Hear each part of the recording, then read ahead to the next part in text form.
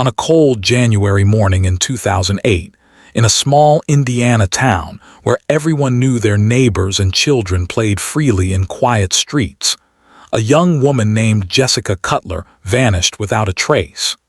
She was 23 years old, a recent college graduate working at the local library, living in a modest apartment on Maple Street with her golden retriever named Biscuit. Her car was found idling in the parking lot behind the grocery store where she stopped every Thursday evening after work.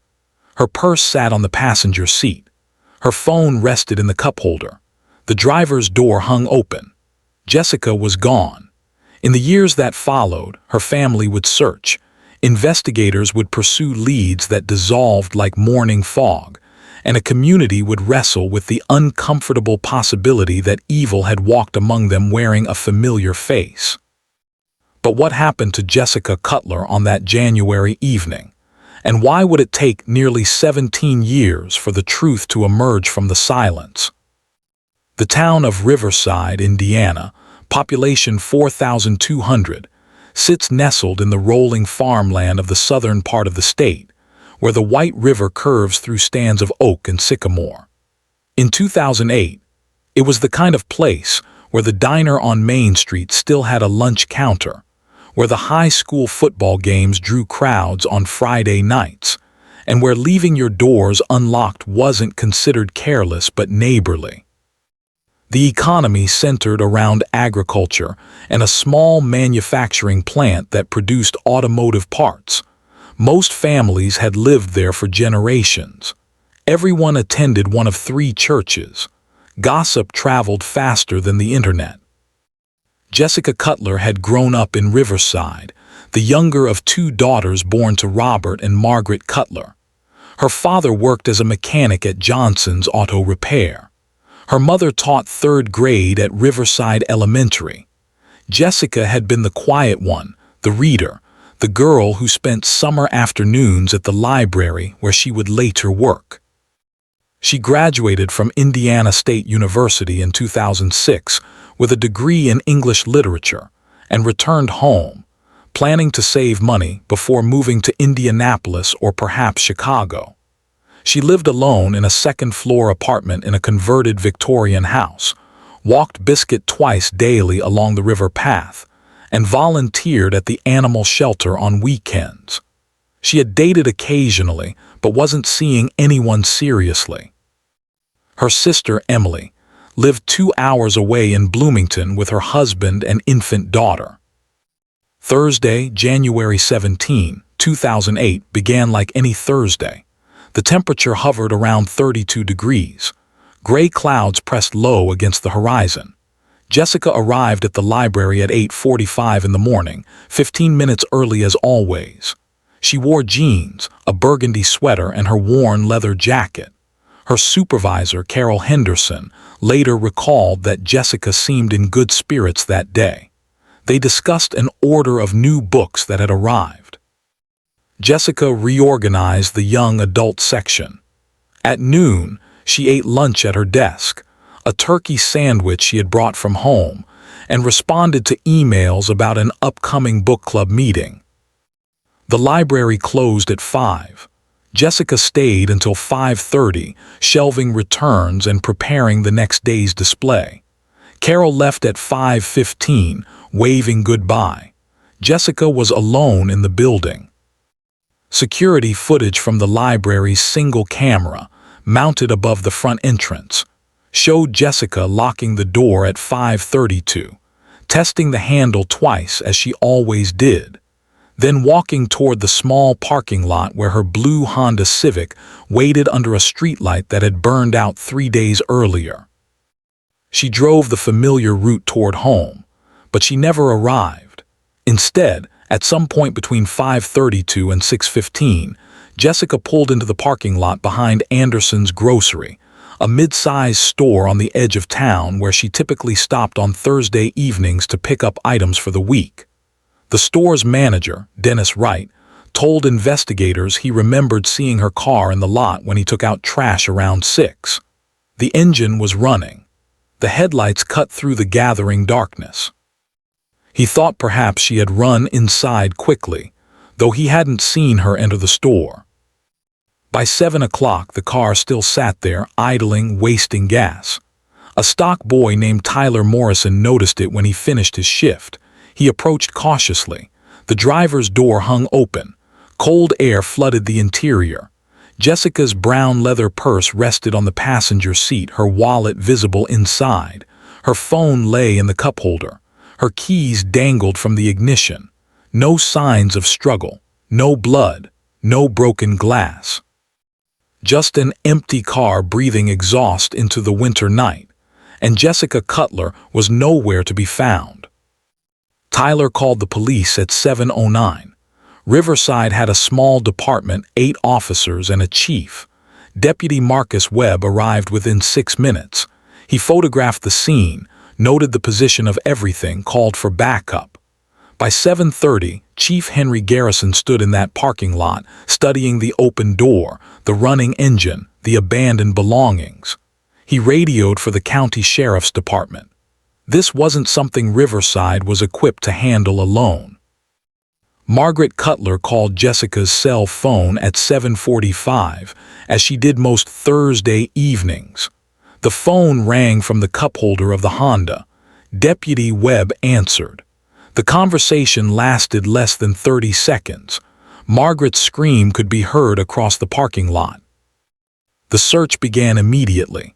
Officers fanned out across the grocery store parking lot, calling Jessica's name into the darkness. They checked inside the store, though it had closed at 7. They walked the perimeter, shining flashlights into the dumpster area behind the loading dock, along the tree line that bordered the property. Nothing. The temperature dropped. Frost formed on the Honda's windshield. At 8:30, the county sheriff, Thomas Brennan, arrived with additional deputies and a search dog.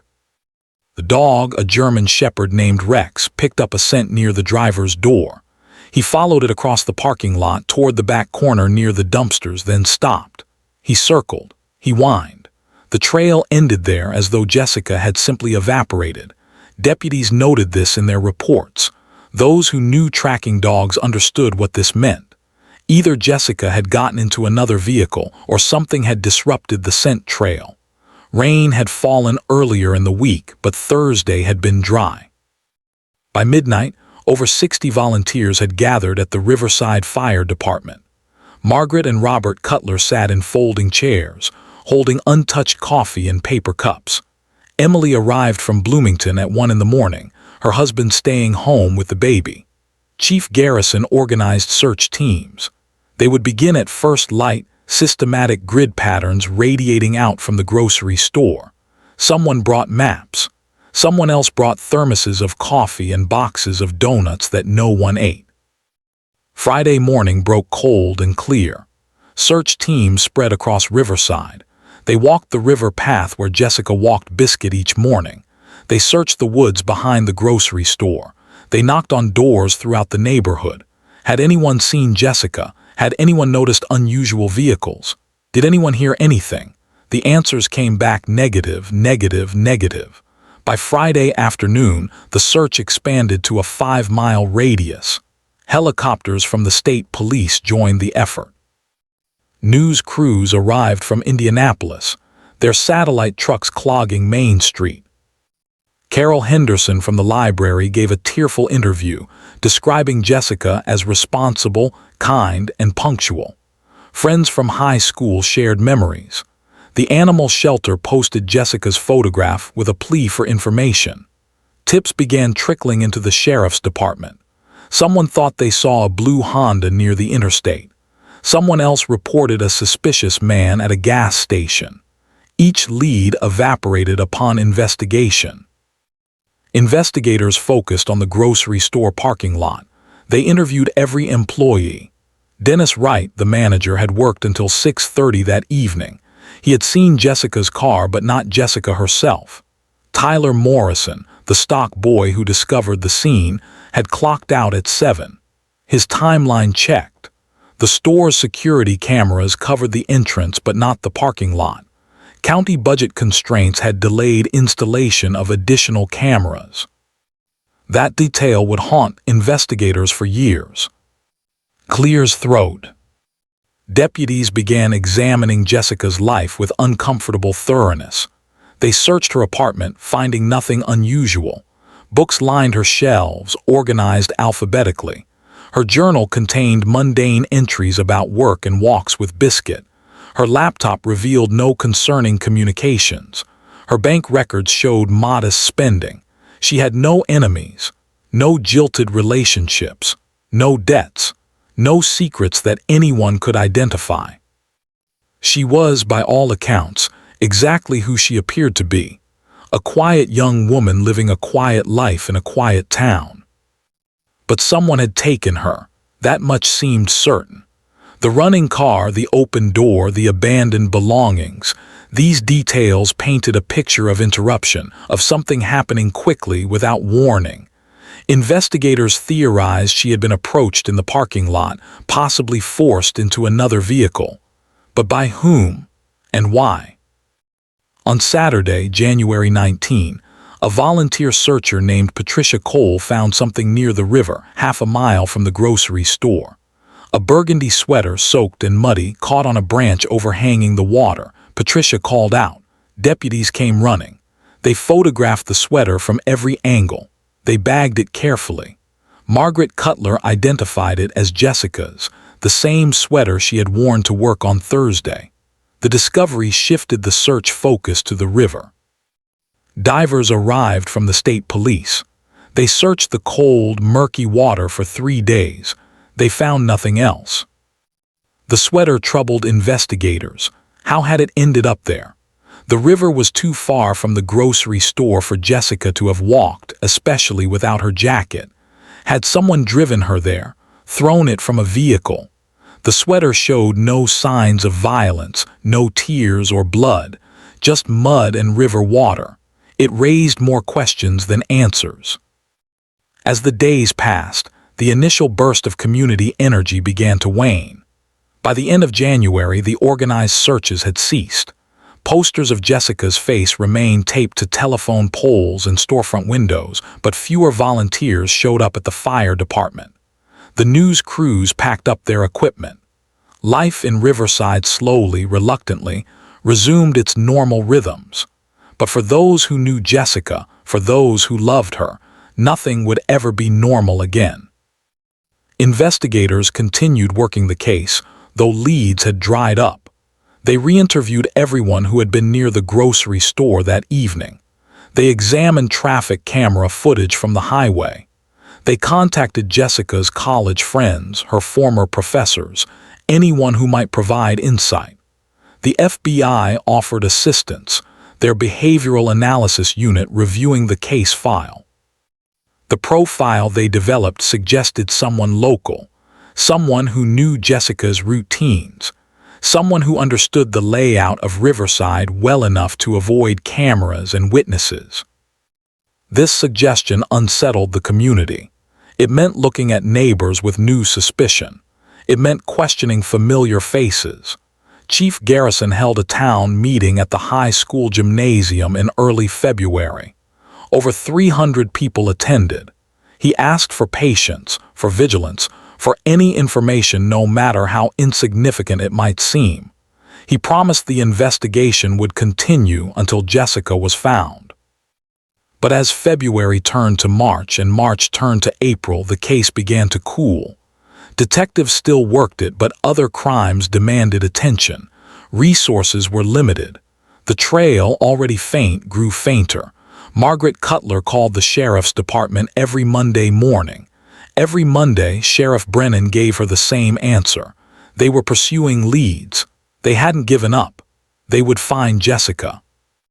In May, a psychic from Ohio contacted the family, claiming to have visions of Jessica. Margaret, desperate and exhausted, met with the woman. The psychic described water and trees and darkness, details vague enough to fit anywhere in southern Indiana. She led a search party to a farm 10 miles from Riverside. They found nothing. The psychic left. Margaret stopped answering calls from strangers offering help. The first anniversary of Jessica's disappearance arrived. The library held a memorial service. Over 100 people attended. They lit candles. They shared stories. They wondered aloud what had happened to the quiet girl who loved books. Margaret stood at the front, her face drawn and gray, and thanked everyone for not forgetting. Robert stood beside her, his hand on her shoulder, saying nothing. Then came the information that would later prove significant, though no one recognized it at the time. In March 2009, 14 months after Jessica vanished, a woman named Sharon Mitchell walked into the sheriff's department. She was 56 years old, worked as a nurse at the county hospital, and lived alone after a divorce. She told Deputy Webb she had information about Jessica Cutler. She had been at Anderson's grocery on the evening of January 17, 2008. She had been in the parking lot around 6 o'clock. She had seen something. Sharon explained that she had hesitated to come forward because she wasn't certain of what she had witnessed, but it had bothered her for over a year, and she finally decided to share it. That Thursday evening, she had pulled into the grocery store parking lot around 6. She saw a blue Honda Civic with its engine running. She saw a man standing near the driver's door. She couldn't see his face clearly in the dim light, but he appeared to be talking to someone inside the car. She assumed it was a couple having a conversation, perhaps an argument. She went inside, did her shopping, and left. She didn't think about it again until she saw the news reports. By then, days had passed, and she worried her information was too late or too vague to matter. Deputy Webb took detailed notes. He asked Sharon to describe the man. Tall, she said, maybe 6 feet. Medium build, dark jacket. She couldn't remember more. The lighting had been poor. The burned-out streetlight meant that corner of the lot was particularly dark. Webb thanked her and added her statement to the file. Investigators tried to identify the man Sharon had seen, but without a better description, the lead went nowhere. Still, her testimony established something important. Someone had been near Jessica's car around the time she disappeared. That someone was likely the last person to see her. Years passed. The investigation never officially closed, but it slowed to a crawl. Detectives occasionally reviewed the file, looking for something they might have missed. They found nothing new. Jessica Cutler had vanished, leaving behind only questions and a burgundy sweater pulled from the river. The Cutler family tried to rebuild their lives, though the foundation had cracked. Margaret took a leave of absence from teaching and never returned. She couldn't face the children, couldn't answer their innocent questions about where people go when they disappear. Robert continued working at the repair shop, losing himself in the mechanical problems he could solve. Emily called every Sunday, the conversations growing shorter and more strained. What was there to say? Jessica was still missing. Hope had become a burden too heavy to carry. In 2011, 3 years after Jessica's disappearance, Robert and Margaret separated. They didn't divorce, but they couldn't remain under the same roof. The weight of unanswered questions, the constant presence of absence, had eroded what remained of their marriage. Margaret moved to a small apartment in Bloomington to be near Emily. Robert stayed in Riverside, in the house where Jessica had grown up, surrounded by her childhood photographs and the bedroom they had left untouched. For those who have ever doubted someone you love, who have felt the ground shift beneath certainty, who have wondered whether the person you trusted most might be hiding something, this is the particular agony that infected Riverside in those years. People whispered. They speculated. They constructed theories in coffee shops and church basements. Some believed Jessica had run away, though nothing supported this. Others believed she had been taken by a stranger passing through town, though the evidence suggested otherwise. A few, a very few, began to wonder about the people closest to her. Detective Sarah Chen from the Indiana State Police had taken over the case in 2010. She reviewed everything from the beginning, fresh eyes on old evidence. She noticed something other investigators had overlooked or dismissed. Jessica's phone records showed a call lasting 4 minutes on January 17 at 4:37 in the afternoon, while she was still at the library. The call came from a number registered to Bradley Morrison, Tyler Morrison's older brother. Bradley was 31 years old in 2008, worked at the automotive parts plant, and lived in a rental house on the outskirts of Riverside. Investigators had spoken to him briefly during the initial investigation because his younger brother had discovered Jessica's car. Bradley said he barely knew Jessica, had maybe seen her around town but never interacted with her. He had an alibi for Thursday evening. He was home alone, watching television. Detective Chen called the number. Bradley Morrison answered. She asked if she could speak with him about Jessica Cutler. There was a pause. Then Bradley said, of course, anything to help. They met at the sheriff's department the following day. Detective Chen asked Bradley about the phone call on January 17. Bradley seemed surprised. He said he didn't remember calling Jessica. He checked his phone records and agreed the call had occurred. He suggested maybe it was a wrong number, or maybe Jessica had called him and he had called her back. He couldn't recall. It was over 3 years ago. Detective Chen pressed gently. How did he have Jessica's number? Bradley shrugged. Maybe from the library. Maybe she had helped him find a book once. Chen noted his vagueness, his inability to remember details about a call to a woman who had disappeared the same day. She asked about his whereabouts on January 17, 2008, between 5 and 7 in the evening. Bradley repeated what he had told investigators before. Home alone, watching television, no witnesses, no proof. Chen returned to the evidence. She reread Sharon Mitchell's statement about the man near Jessica's car. Tall, medium build, dark jacket. The description could fit thousands of men, including Bradley Morrison. She obtained a photograph of Bradley from his driver's license and showed it to Sharon. Sharon studied it carefully. She couldn't be certain. The man she had seen had his back to her most of the time, and the light was so poor. Maybe. She honestly couldn't say. Clear's throat. Detective Chen knew she needed more. Suspicion wasn't evidence. A phone call and a vague description weren't enough. She decided to surveil Bradley Morrison quietly, see if his behavior revealed anything unusual. For 3 months in early 2012, she or other detectives followed him intermittently. He went to work. He went home. He occasionally visited his brother Tyler. He bought groceries. He was, by all appearances, a man living an unremarkable life. The surveillance yielded nothing. The case remained cold. Investigators from the state police occasionally reviewed it, looking for new angles. Technology advanced. DNA databases expanded. But without a body, without evidence, without witnesses, the investigation had nowhere to go. Jessica Cutler remained missing. Her case joined thousands of others, files in storage, photographs in databases, memories fading.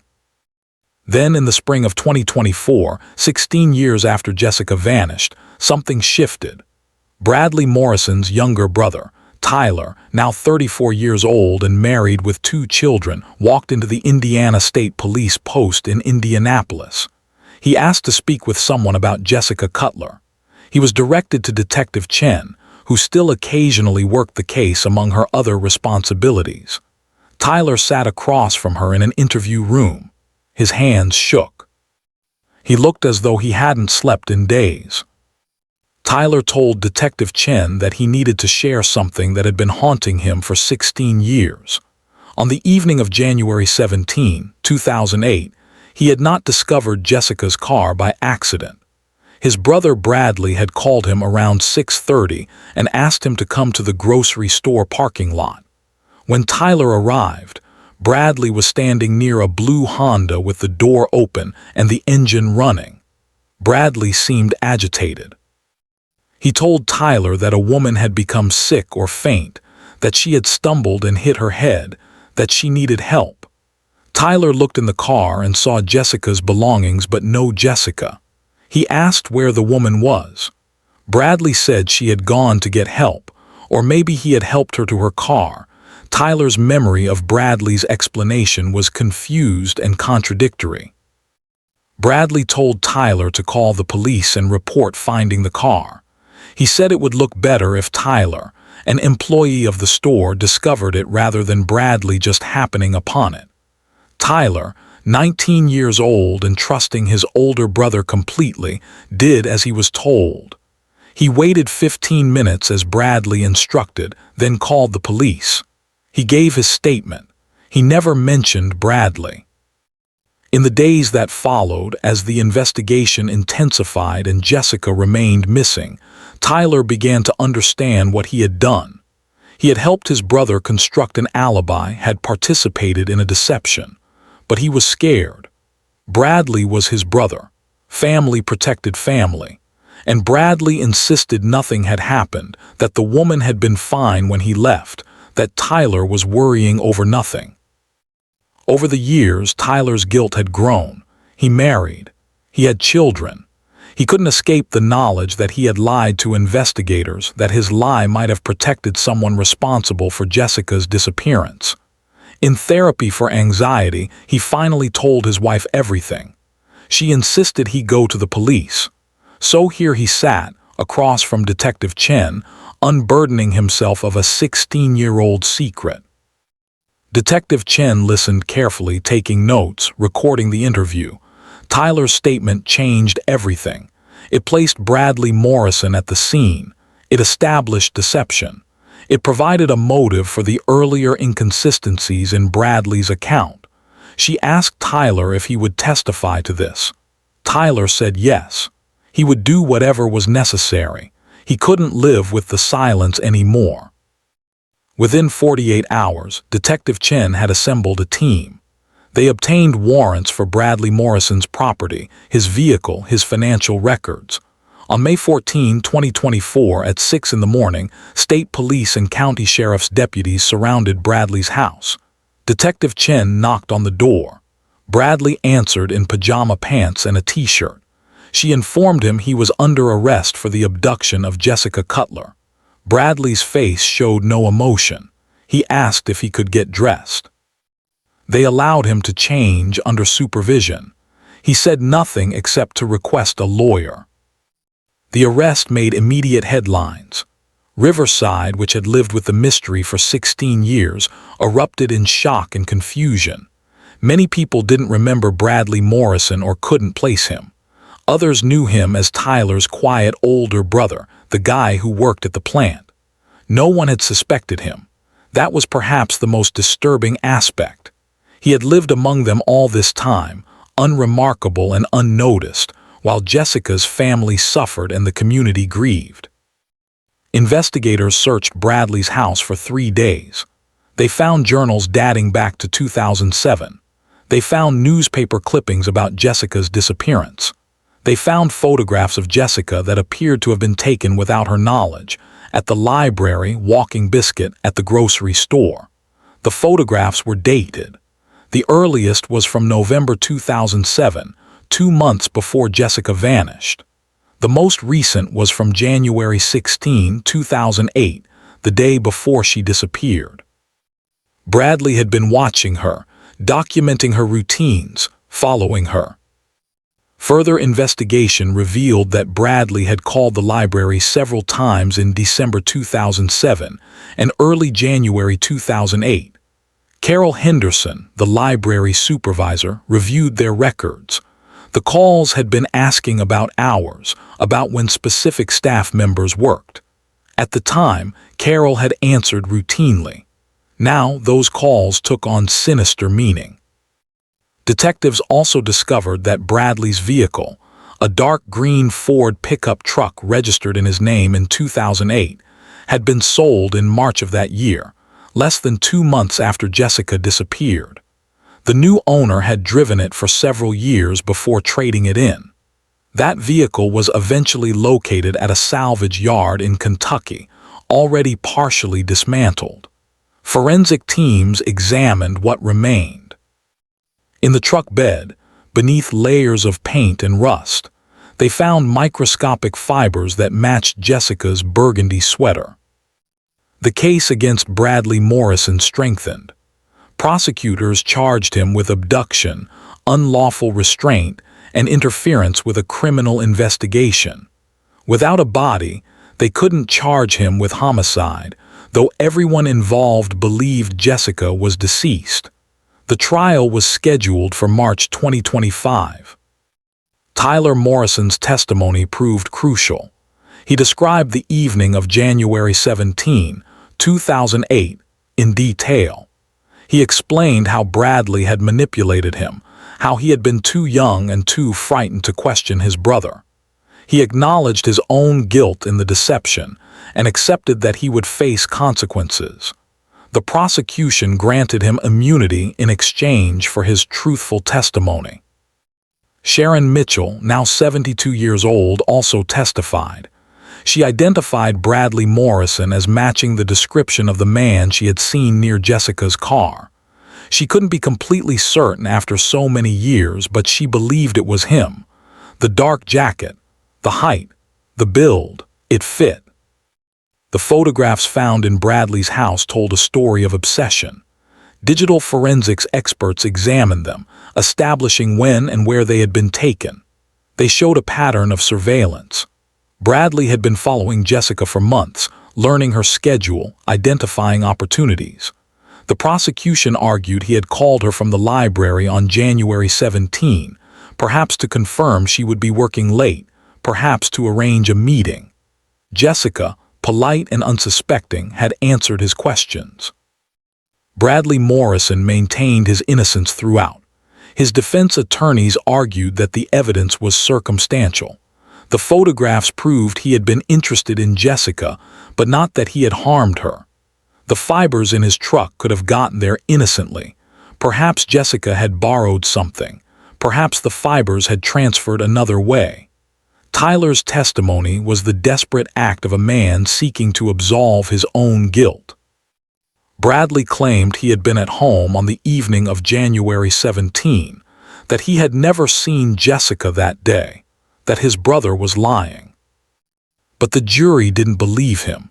On March 20, 2025, after deliberating for 18 hours across 3 days, they returned a verdict, guilty on all counts. Bradley Morrison showed no reaction. He stared straight ahead as the verdict was read. Behind him, Margaret Cutler wept quietly. Robert Cutler closed his eyes. Sentencing came 2 months later. Bradley Morrison received 45 years in prison. The judge, Catherine Reynolds, noted the particular cruelty of his actions, not just in taking Jessica, but in allowing her family to suffer in uncertainty for 17 years. She said the community deserved better. Jessica deserved better. Before Bradley was led away, Judge Reynolds asked if he had anything to say to the Cutler family. Bradley stood. He looked at Margaret and Robert for the first time during the trial. He said, "I'm sorry for your loss." Nothing more. He offered no confession, no explanation, no information about where Jessica might be found. The case closed with that sentence, though it remains incomplete. Jessica Cutler has never been found. The river was searched again in the summer of 2025. Investigators combed through areas near where Bradley Morrison had lived and worked. They brought cadaver dogs. They used ground-penetrating radar. They found nothing. Some speculate he disposed of her body in the river, which would have carried her downstream, far beyond Riverside. Others believe she is buried somewhere in the vast farmland that surrounds the town. The truth died with Bradley's refusal to speak. For Margaret and Robert Cutler, the verdict brought a measure of closure but no peace. They know what happened to their daughter now, or at least who was responsible, but they don't have her. They can't bury her. They can't visit a grave. In some ways, the knowledge is harder than the uncertainty. Before, they could imagine she was alive somewhere, that she had chosen to leave, that maybe someday she would come home. Now they know she was taken from that parking lot, that she likely died that night or soon after, that she has been gone for 17 years. The specific horror of that knowledge weighs differently than the abstract horror of not knowing. Emily Cutler, now 42 with teenage children of her own, struggles with how to remember her sister. Her daughter never met Jessica. Her son was born years after Jessica disappeared. How does she explain the aunt they never knew? How does she keep Jessica's memory alive when the only stories she has end in darkness? She tries to focus on who Jessica was before January 17, 2008, the girl who loved books, the woman who volunteered at animal shelters, the sister who sent birthday cards and called on weekends. But even those memories are now shadowed by what came after. Riverside changed too. The grocery store where Jessica was taken closed in 2019, a victim of competition from larger chains, but many residents believe it closed because no one wanted to shop where such a terrible thing had happened. The building sits empty now, windows boarded, parking lot cracked and overgrown with weeds. The library where Jessica worked installed her photograph in the entrance, a small plaque beneath it reading, Jessica Cutler, 1984-2008, beloved employee and friend. Every January 17, they hold a moment of silence. The case raised uncomfortable questions about how thoroughly the initial investigation had been conducted. Why hadn't Bradley Morrison been identified as a suspect earlier? The phone call to Jessica on the day she disappeared should have been examined more carefully. Sharon Mitchell's description of the man near the car should have been followed up more aggressively.